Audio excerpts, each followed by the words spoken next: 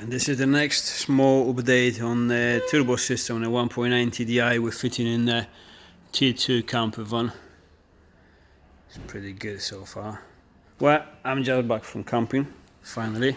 It was long overdue with the van and the trailer. They both performed perfectly, spot on. But it's back to us, turbo system. Last video you already seen the exhaust manifold was done and the plenum with the charge cooler was mocked up, but now it is, well, not nearly finished, but this section is finished. We got the map sensor in position and it is just after the, obviously, the charge cooler, because I didn't put it on this side because obviously the air pressure and especially the temperature is going to change, and I want to tell the issue exactly what's going inside the engine, not before the charge cooler, because obviously it's going to change, so that's why it's there. This pipe here is welded up nearly all the way down. I couldn't get there because my TIG torch just arrived and is much bigger than the old one. Couldn't get in there, but it doesn't bother me because it is all welded inside as well. So you can call this one a seal weld, and this is structural weld. If you can call it this way, I don't know, but that's how I call it. Now, there is one thing I want to talk to you about. It is the turbo. Now, we choose the M57 and vacuum operated turbo because I think it's more reliable. The later generation turbo maybe could be a little bit more efficient, but I don't mind using this one because it's much cheaper and it's simpler, again, because it's vacuum operated. Although the new ones you can convert it to be vacuum operated as well, but this is not the direction I want to go, and I want to explain why. Now, this is an expedition vehicle. A camper van. Nick and his wife, they're gonna travel back knows where, probably the world, possibly. They back from Italy. They've done, I think, 7,000 miles, as I said before, with the previous setup. Now they want to go even further down or whatever. Doesn't bother me, to be honest. It's not important, but the important is they want this as reliable as possible. And when you build stuff, especially this, like conversions and engine conversions and turbo system and blah blah blah, yes, you build the stuff that doesn't break. So this is guaranteed, it's not gonna break unless you break it. Exhaust manifold, again, very strong, brackets, it's not gonna crack, guaranteed. However, there are parts that are gonna break. Turbo, because now obviously we're talking about the turbo, in my eyes, is a consumable. It's going to be used, abused, and it's going to have to be changed at some point. Now, I'm thinking about the worst case scenario that the turbo is going to explode. It's going to break badly. It may damage the exhaust, the compressor housing, for example. Now, usually, what I will do is, this is my engine, I sold it. This is my turbo. And as you see, I just chopped off the small Bmw Fitment on the compressor housing and just welded aluminium pipes so I can use normal boost pipes and within normal Jubilee clips, which is much easier, simpler, etc, etc. And but that's mine. Now, let's say, for example, Nick is gonna break this turbo. I don't know, fuck knows, in Morocco. So he goes to the mechanic and says, okay, I got the Volkswagen T2 with the 1.9 TDI engine from a Passat with a custom built turbo system, custom built plenum, everything is custom built, can you fix it? You'll be like, what?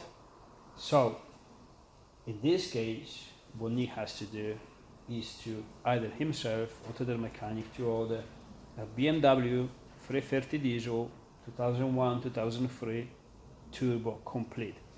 Hasn't been modified whatsoever.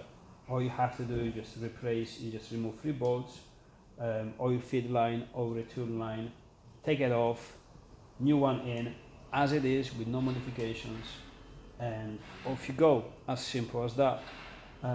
Every time I build stuff like this, I'm trying to use as much standard parts as possible. You can mix them, okay? You can mix the bell housings, you can mix the gearboxes, but as less custom parts as possible. Obviously not turbo system, but this stuff won't break. because obviously to avoid the situation when you have to replace something that has been custom built and then you have to ring me and say, can you make another one? Yes, I could make another one, but before making the original one, I will have to make a jig for it, so I'm able to reproduce exactly the same as it was before. But that's a completely different process. So I prefer adapting my stuff to original bits. Like this, for example, this is the Bmw Fitment. Obviously, they have this, I call them stupid fittings. I don't like them. I made my own one.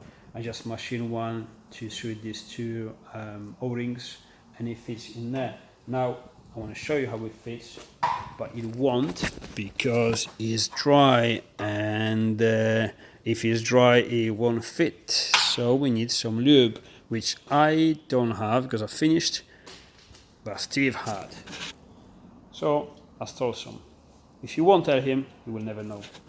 So, bit of lube here, bit of lube there, and let's just get it in. I think it goes this way. Yeah, bit of twisting, bit of pressure, bit of persuasion, and she goes in. Nice and beautiful. There you go. Nice and stiff. There you go. If it's dry, it won't fit. You need it to get it a bit wet. If you know, you know. Alright, let's be serious for a second. So we covered the turbo, why I use the original parts and going this way instead of modifying the so the compressor housing and go straight to there. Now another thing is I was thinking to do the boost pipes from here to there and just use aluminium V-band, which it will look cool, will look nice and tidy, etc, etc. But because this is a big lump of aluminium at the end of the day, this is a big lump of stainless. End of the day, obviously when the stuff goes hot, this is gonna expand, this is gonna expand, and they're gonna move in different directions. Even though I'm gonna put a bracket to hold the turbo in position, everything moves when it gets hot. And to be honest, I don't want to connect these two moving parts. Again, they only move tiny bit, not much, but even a small amount, it could be dangerous if it's everything connected completely solid. So what I'm gonna do, I'm gonna make a boost pipe from here to there, and from here to there is gonna be a small silicone joiner. Now, there are some joiners, I think Vibratech, or I can't remember what they called. There is a joiner which looks like V-band, but it's not. It has two O-rings inside, and it allows for some movement and some vibrations, but it's very expensive. And again, it has two O-rings. It looks like it needs servicing sometimes. I don't know, it just doesn't convince me for expedition stuff. And a silicone pipe with two big Jubilee clips, that's mega reliable. If it breaks, you replace it wherever you are, you know, it's very simple. Complicated stuff, again, if something happens, how are you gonna get it? So that's why I prefer just use, you know, proper clamps, you know, marine stainless, grade, very strong, thick, you know, reinforced ply, whatever they call the silicone.